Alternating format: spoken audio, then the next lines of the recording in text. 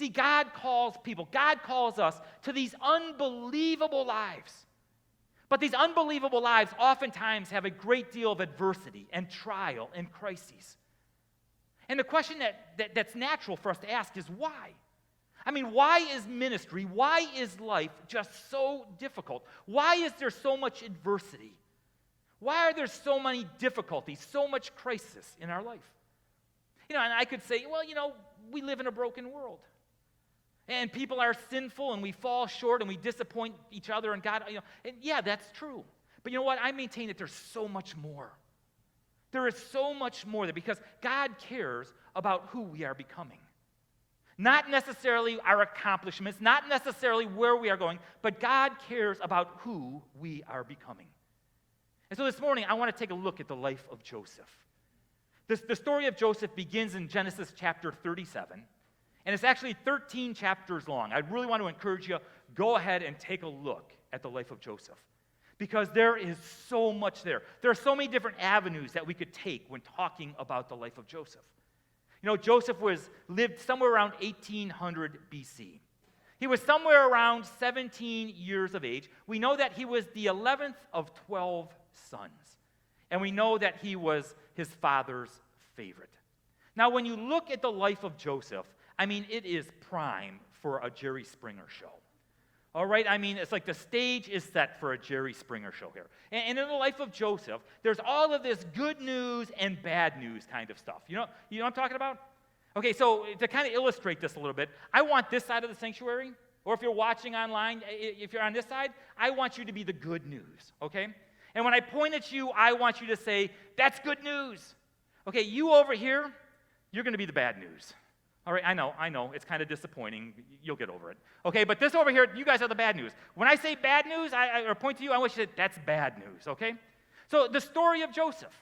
Okay, Joseph was one of his father's favorite, or was his father's favorite son, born of his favorite wife, which is a whole other sermon in and of itself. And that was good news, right? But his brothers hated Joseph. That's bad news. That's right. Okay, so Joseph had a dream, and he goes out and he tells his brothers in the field, okay, that he had this dream.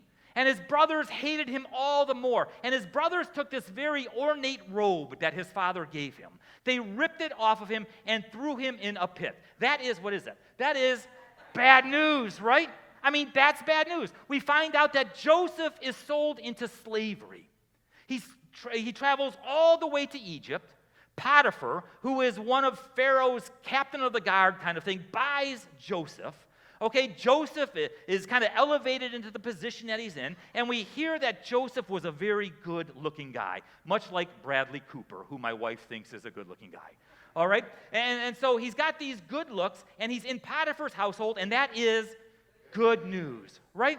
But then we hear that Potiphar's wife, she tries to seduce Joseph, and Joseph doesn't fall for it, and that's, yeah, you guys sound like you're uncertain. That's bad news, right? And the story goes on and on.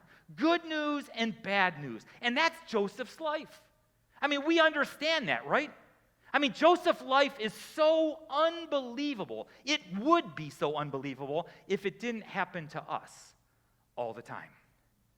Because so many of us have been there. You get the good news.